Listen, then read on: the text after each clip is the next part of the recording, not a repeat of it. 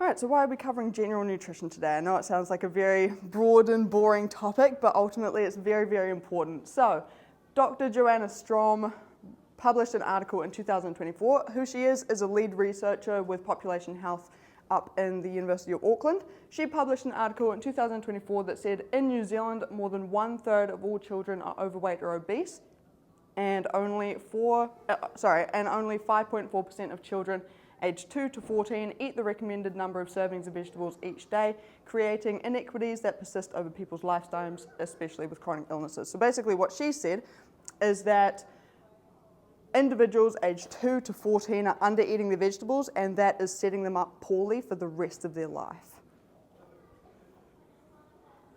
When we're talking about the recommended daily intake of vegetables, it is roughly 5 handfuls. So Elaine Rush, Professor of Nutrition, also up in the University of Auckland, published in 2021 an article that said approximately 46% of adults are estimated to eat 2 or fewer servings of vegetables per day. That's not a lot of vegetables, so that's 2 handfuls or less.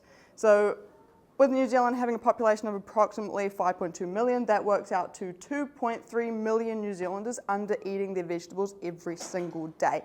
Now, the National Library of Medicine published an article saying that 2 or more servings of vegetables, if you are 65 years old or older, significantly decrease your risk of metabolic syndrome in the form of high cholesterol, high blood pressure, high blood sugar, visceral obesity, which is basically when your body begins to store fat around your organs.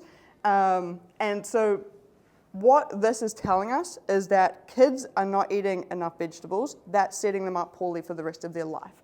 Adults are not having enough vegetables on a daily basis, and research shows that even if we just have 2 handfuls or more, ideally around 5, that it significantly reduces our risk of metabolic syndrome, which is massive. So that is just talking about vegetables. Now, vegetables are really important because they contain carbohydrates, which are converted into energy that our body uses on a daily basis.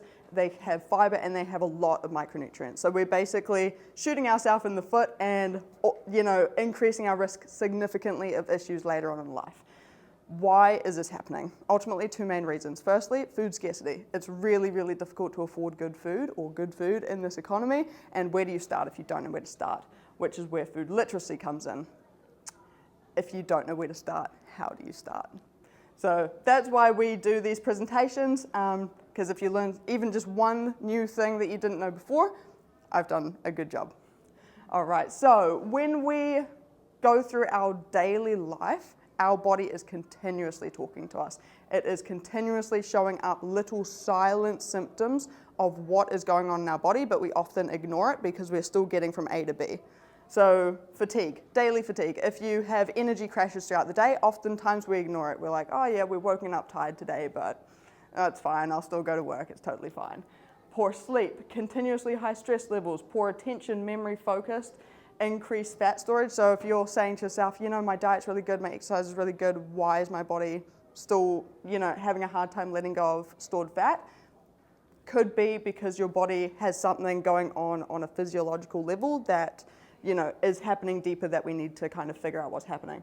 And impaired immune system. So all of these symptoms here are the silent symptoms that we don't really pay much attention to because we can still get from A to B in our life. It doesn't really have a massive impact.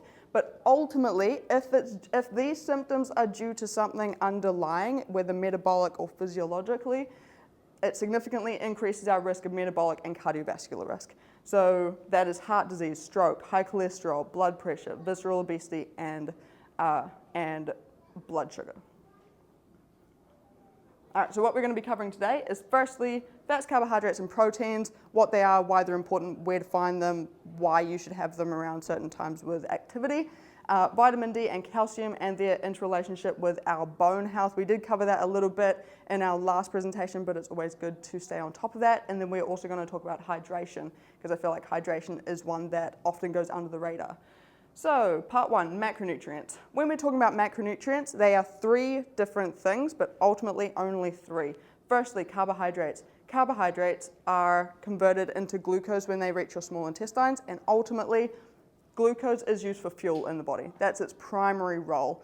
All of us sitting here today if we're not on a ketogenic diet, our brain is using glucose to just exist and think and look at me and look at this presentation and, do all that good stuff.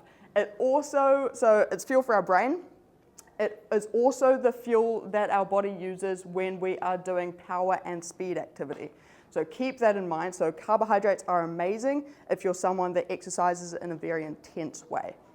Fat, on the other hand, is used for slow movement. So carbohydrates are fast movement. Fats are used for slow movement. So our daily walks, our just general life, that's the fuel our body uses. It's also the fuel it uses when we're doing things like marathons, where we're running or plodding along for 7 or odd hours.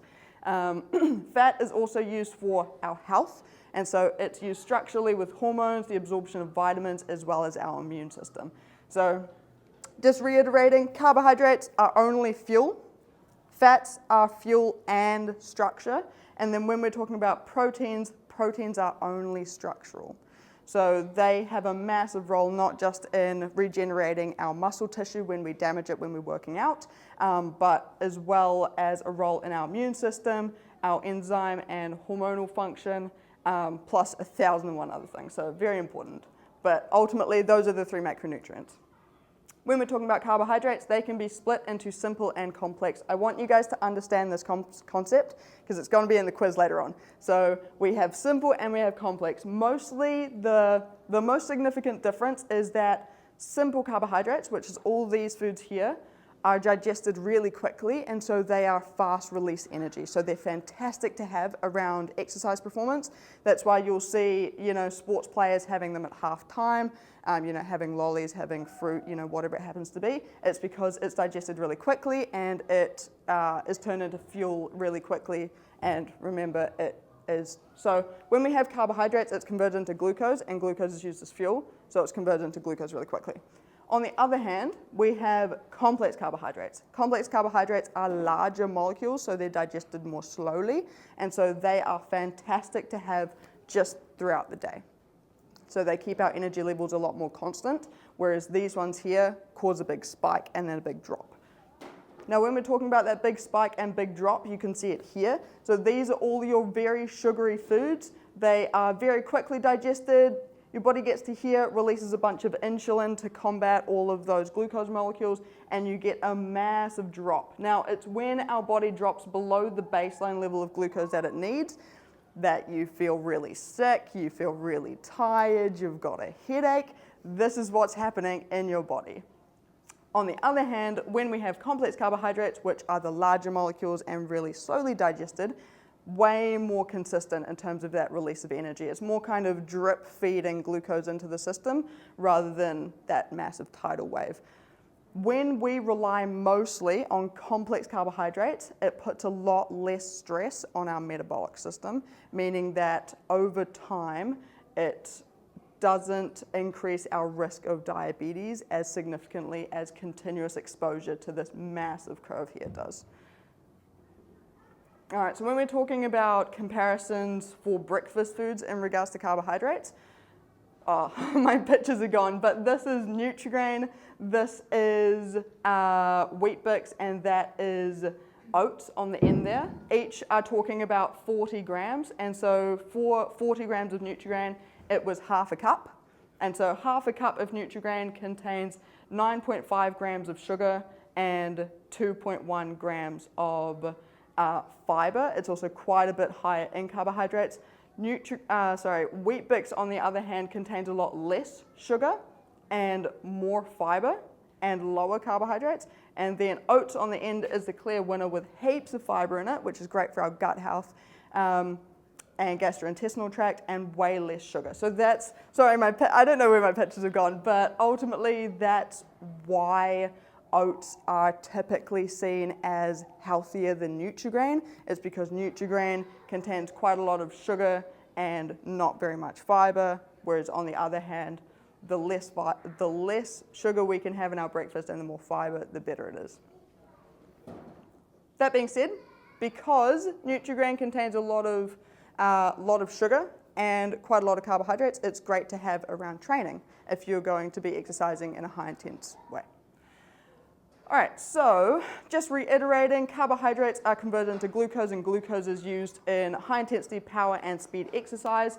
If you are knowing you're about to go into a training like that, or you're about to go to the gym and you're like, yes, I'm going to a HIIT class, it's going to be fantastic, I'm going to smash myself, have some carbohydrates roughly 60 minutes before, because it allows your body to digest them and actually be turned into glucose and be readily available. And the more glucose you have available, the more fuel you have for that high intensity exercise.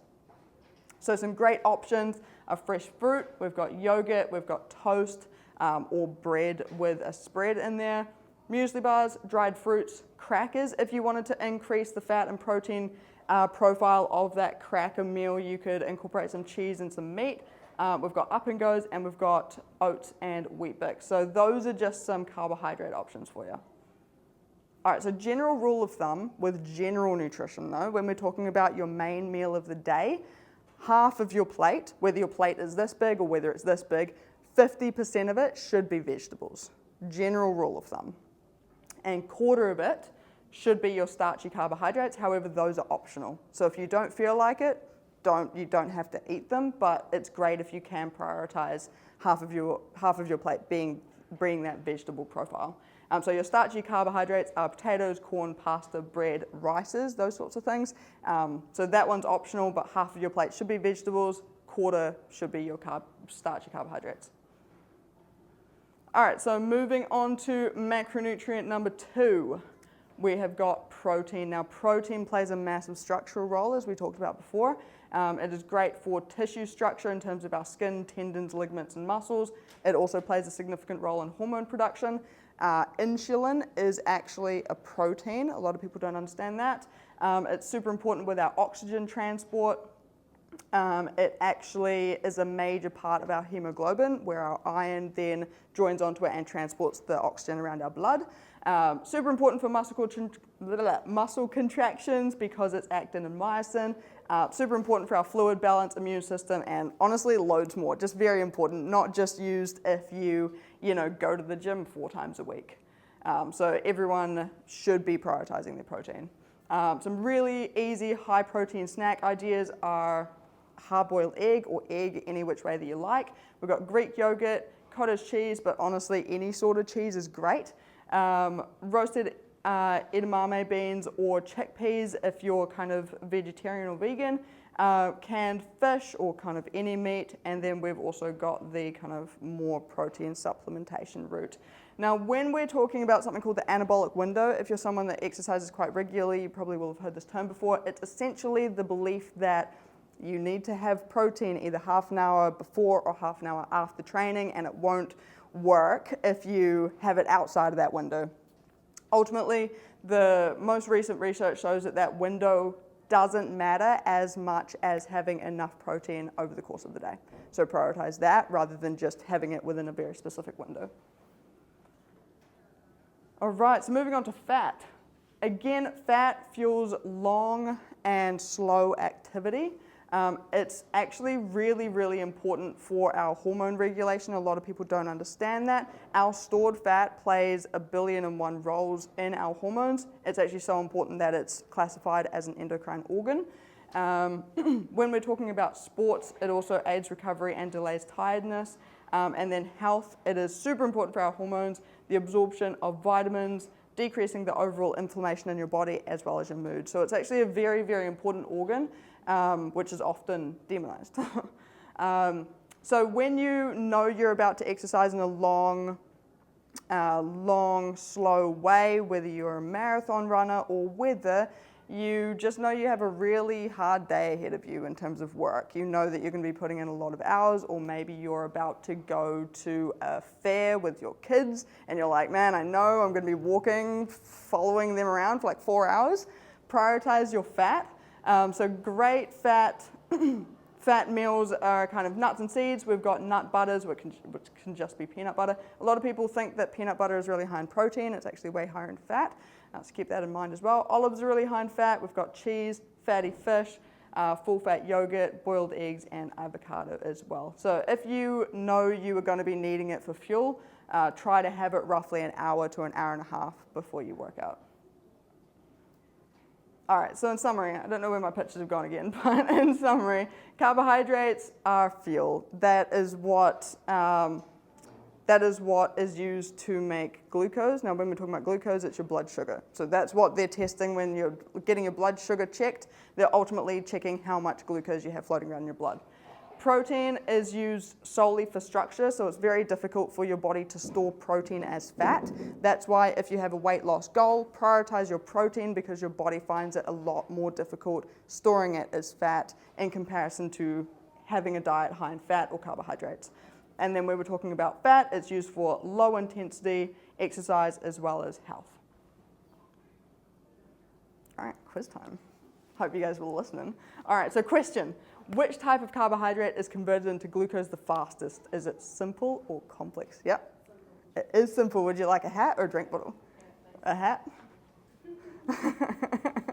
You've been listening. I love that.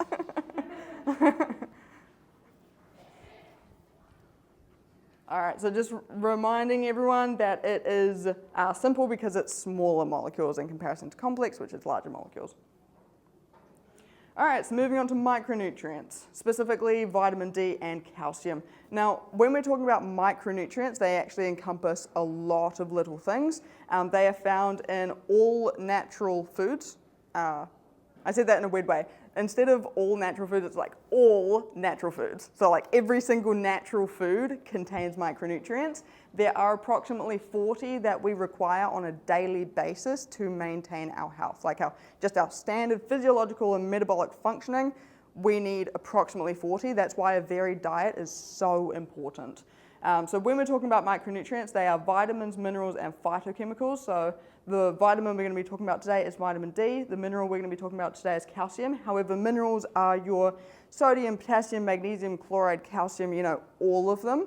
And minerals play a massive role in a lot of things, but ultimately your fluid balance as well.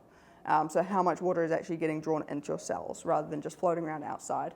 And micronutrients also incorporate phytochemicals, which are your carotenoids, your flavonoids. It was actually carotenoids that rumor which carrots make your eyesight better. They said it was because of the carotenoids. It was disproven, but that's what that was based on. All right, so when we're talking about vitamin D, I'm just going to explain quite quickly the relationship between the vitamin and the sun, because it's quite a big link that everyone's like, how does that actually work? So ultimately, we have something called cholesterol 7-DHC under our skin. The UVB rays from the sun hit that cholesterol and it is converted into what is called D3. Now D3 then travels to the liver and is converted into calcitidol. Calcitidol then travels to the kidneys and is converted into biologically active vitamin D, and then that vitamin D is what's used throughout our body to do what vitamin D does.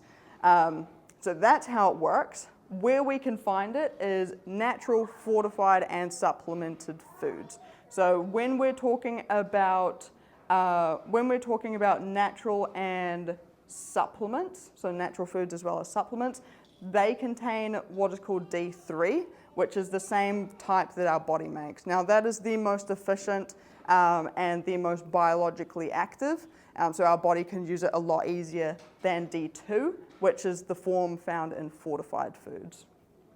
And if you are taking a vitamin D supplement, try and pair it with a form of fat, because it just means that that vitamin D can be absorbed a lot easier. All right, so when we're talking about the top 3 bone-related roles of vitamin D, it's very important for our calcium. So if we are low in vitamin D, ultimately our body probably is not absorbing as much calcium as it should be, which then flows onto our bone health, significantly increasing our risk of osteoporosis and fractures and those sorts of things, which isn't great. So vitamin D plays a massive role in that. Super important for our mineral balance.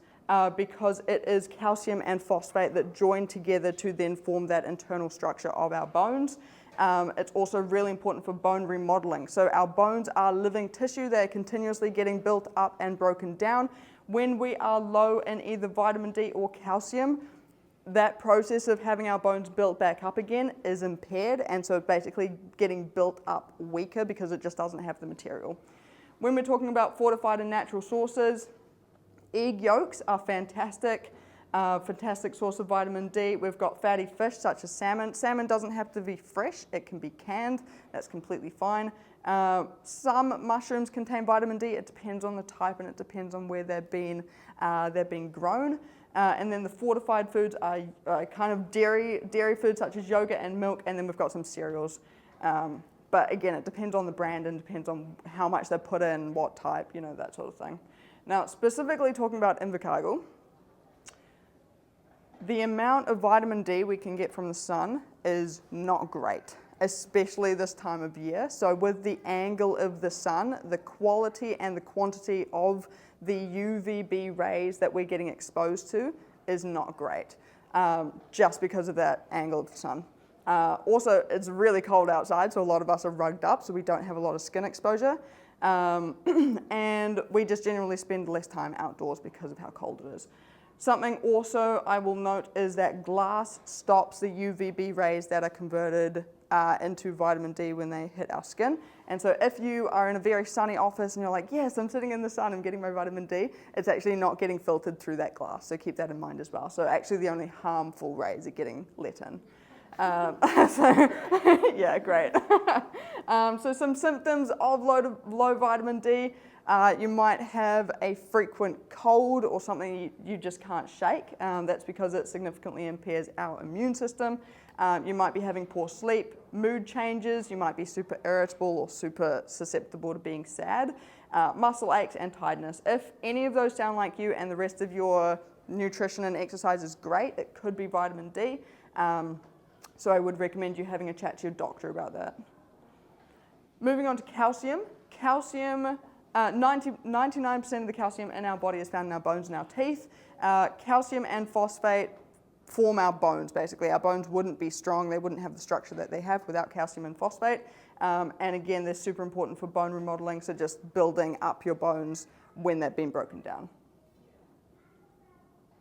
All right, so when we're talking about calcium, the University of Auckland published a study in 2020 looking at 345 participants, and they found that 63% of adolescent men in the study and 85% of the adolescent women in the study had inadequate calcium intake. Now, when we have, as we mentioned before, when we don't eat enough calcium, our bone strength is massively impaired. Now, when you are adolescent, your bones are still growing, they're still getting to their peak strength. And when, in this study, when we've got 85% of adolescent women and 63% of adolescent men under eating their calcium, that is setting them up really poorly for the rest of their life. So do just keep that in mind if you've got adolescent kids or if you've got children in general, be mindful of this and just make sure they're eating enough, especially if osteoporosis runs in your family. Dietary sources of calcium, dairy foods, basically all dairy foods. We've got fortified plant-based milks and juices if you are of that vegan or vegetarian category. Canned fish with edible bones. Now just keep in mind how we were talking about canned salmon being fantastic for vitamin D. Fantastic for calcium as well. So basically you're doing great by your bones by having canned fish. And then dark leafy greens are also fantastic for calcium, but they also contain a lot of minerals as well, especially things like spinach or silver beet or kale. They're very high in potassium. All right, so just reiterating, natural foods are packed with microscopic compounds that do 1,001 things in our body, which is why variety is so incredibly important in our diet. All right, quiz time. I said it very low-key, so hopefully you guys remember, but to best absorb vitamin D, should you consume it with fat, protein, or carbohydrates? Oh, many, yeah? With fat? Yeah, perfect. Would you like a hat or drink water? Bottle? Amazing. And that is because vitamin D is a fat-soluble vitamin, meaning that when we have it with fat, it's able to be absorbed just a lot easier. All right, so moving on to hydration. All right, so the National Center of Biotechnology Information published an article in 2025 with research conducted by Taylor and Tripathi, stating that chronic dehydration is highly prevalent among elder adults, with reported prevalence rates in the US ranging from 17 to 28%. That may not sound like a lot, but on an average population of 350 million, that works out to between 57 and 85 million people, which is a lot of people that are chronically dehydrated. Now, when we are dehydrated, it ultimately puts a lot of stress on all of the functioning in our body, which increases our stress hormone cortisol, and one of the main roles of cortisol is to store fat. So if you're finding that you have a goal of weight loss and you're struggling to shake it off, could be just the fact that you're chronically dehydrated, so prioritize your hydration. Fun fact, well, not a fun fact, less of a fun fact, but when you sleep an 8-hour night, on average, this is not taking into consideration whether the room is hot or cold or whatever it happens to be, just average 8-hour night, we lose between 500 mils and 1 whole liter of liquid, this is a liter bottle, so 500 to a liter, which is a lot of water, and we lose that just through our breathing and just through our skin. So that's not taking into account people that sweat a lot when they sleep. So if you are someone who has not drunk enough, and then you sleep, and then you wake up, you're just compounding that dehydration state, because even if you were hydrated, when you wake up, you are automatically dehydrated because you've lost so much water throughout the night. So general rule of thumb is upon waking up, have a glass of water, have 2 glasses of water, ideally 2 glasses of water, but start off small with, even if you have to start off with half a glass of water, just start taking yourself out of that dehydration state, because if you don't, you spend a lot of the day just climbing out of that dehydration before you're even in that hydrated zone. Silent symptoms that we often ignore again, so similar to when we're under eating our vegetables or our other macronutrients, we've got fatigue, poor memory, disrupted sleep, continuously high stress levels, poor attention, memory focus, increased fat storage, but you will also find if you're dehydrated, your body kind of sends out mixed signals, and you'll find that you're snacking a lot or you have quite intense cravings. So if you haven't drunk a lot during the day and you're finding that you're craving things or you're very snacky, it could be because your body is just dehydrated. And by the time you have a headache, your blood volume has begun to decrease due to a lack of its water content. So by the time you have a headache, because you're thirsty, your tissue has actually started to change. So it actually shrinks a little bit, and it's that shrinking of your brain that kind of sends signals to the pain-sensitive tissue in your brain, and that's what triggers the headache. So be aware of that as well. All right, so general rule of thumb is 3 liters per day. I know that sounds like a lot. When I say it, everyone goes, that's a lot of water. But ultimately, 20% of that can come from our food, especially if we're having water-dense food or, a water-dense breakfast, if we're having Wheat Bix or a smoothie or something like that. And then 1 liter of ideally water, but 1 liter of liquid per hour of intense exercise as well. 3 ways that you can very easily increase your water intake is have a drink bottle with you that you actually like using. If you need to, flavor the water. I know a lot of people don't like the taste of water. You can flavor it with fruit. You can flavor it with, that artificial little bottle that you put 2 drops in that flavors the whole thing. Anything you've got to do to increase your water intake, do it, because ultimately the effects it's having on a physiological level in terms of that dehydration is a lot more significant in terms of the effects that artificial flavor will have on you. And you can also eat water-dense meals and foods. Another thing that you can do is if you are, drinking a lot of teas throughout the day, you can just get a mug that's slightly bigger. If you get a lot of your liquid from hot drinks, just get a bigger mug. That could also just increase your fluid intake. All right, quiz time. How much water do you lose over an 8-hour period of sleep? Yeah? 500 to 1,000. It is. Would you like a drink bottle or a hat?